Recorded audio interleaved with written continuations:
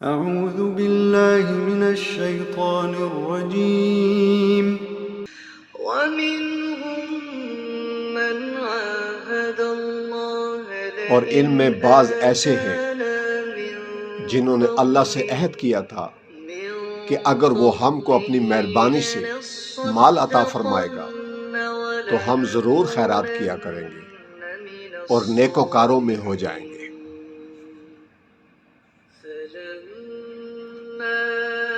لیکن جب اللہ نے ان کو اپنے فضل سے مال دیا تو اس میں بخل کرنے لگے اور اپنے عہد سے روگردانی کر کے پھر بیٹھے۔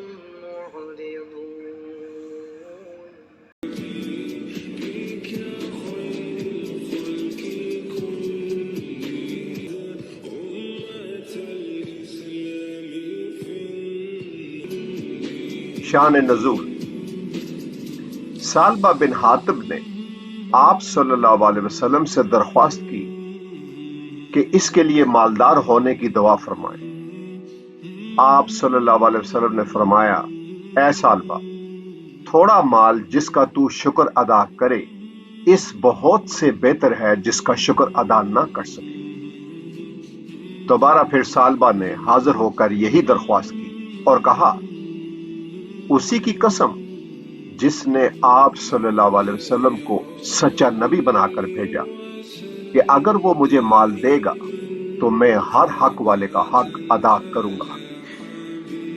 آپ نے دعا فرمائی، اللہ تعالیٰ نے اس کی بکریوں میں برکت فرمائی اور اتنی بڑی کہ مدینہ میں ان کی گنجائش نہ رہی تو ثعلبہ ان کو لے کر جنگل میں چلا گیا اور جمعہ و جماعت کی حاضری سے بھی محروم ہو گیا۔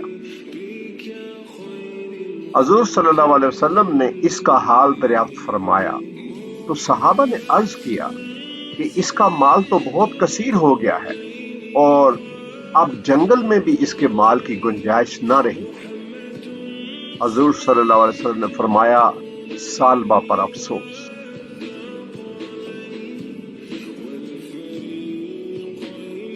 پھر جب حضور نے زکوٰۃ کے تحصیل حاصل کرنے والے بھیجے، لوگوں نے انہیں اپنے اپنے صدقات دیے۔ جب ثعلبہ سے جا کر انہوں نے صدقہ مانگا، اس نے کہا، یہ تو ٹیکس ہو گیا، جاؤ میں سوچ لوں۔ جب یہ لوگ آپ صلی اللہ علیہ وسلم کی خدمت میں واپس آئے تو حضور صلی اللہ علیہ وسلم نے ان کے کچھ عرض کرنے سے قبل 2 مرتبہ فرمایا، ثعلبہ پر افسوس، ثعلبہ پر افسوس۔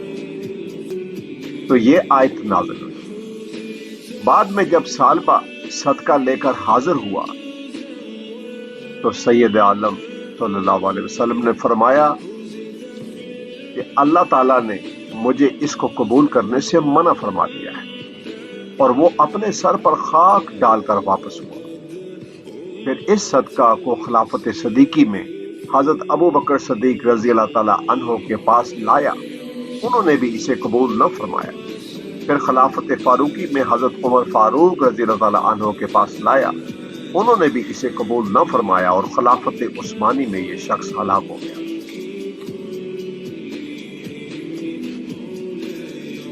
سورہ تکاثر۔ بسم اللہ الرحمن الرحیم۔ ایک دوسرے سے بڑھ چڑھ کر دنیا کا عیش یعنی دولت حاصل کرنے کی ہوس نے تمہیں غفلت میں ڈال رکھا ہے، یہاں تک کہ تم قبرستانوں میں پہنچ جاتے ہو۔ ہرگز ایسا نہیں ہونا چاہیے، تمہیں ان قریب سا پتہ چل جائے گا۔ پھر سن لو کہ ہرگز ایسا نہیں چاہیے، تمہیں ان قریب سا پتہ چل جائے گا، ہرگز نہیں۔ اگر تم یقینی علم کے ساتھ یہ بات جانتے ہوتے تو ایسا نہ کرتے۔ یقین جانو تم دوزخ کو ضرور دیکھو گے، پھر یقین جانو کہ تم اسے بالکل یقین کے ساتھ دیکھ لو گے۔ پھر تم سے اس دن نعمتوں کے بارے میں پوچھا جائے گا کہ ان کا کیا حق ادا کیا۔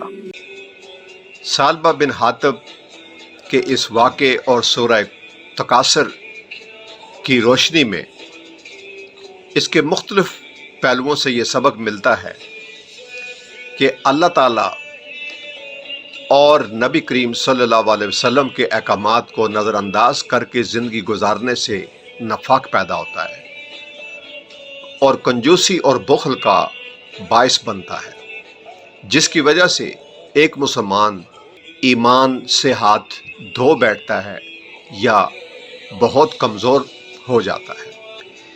جیسا کہ سورہ تکاثر میں بیان فرمایا گیا کہ مال اور متاع کی محبت میں اللہ تعالیٰ کے احکامات اور اس کی یاد سے غافل ہو کر مصروف رہنا یقیناً دنیا اور آخرت کی ناکامی کا سبب ہے، اور اسی سے خبردار فرمایا گیا۔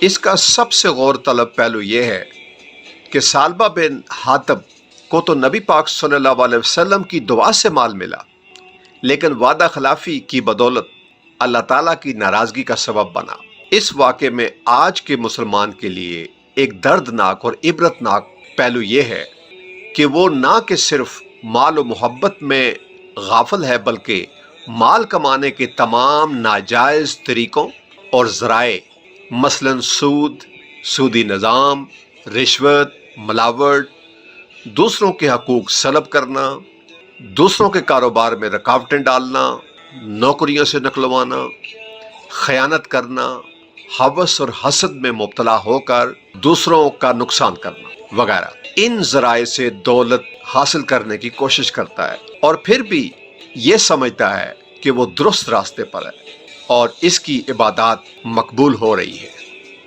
واللہ عالم۔ اللہ تعالی ہم سب کو اس دنیا میں غور اور فکر کر کے ساتھ زندگی گزارنے کی توفیق عطا فرمائے، آمین۔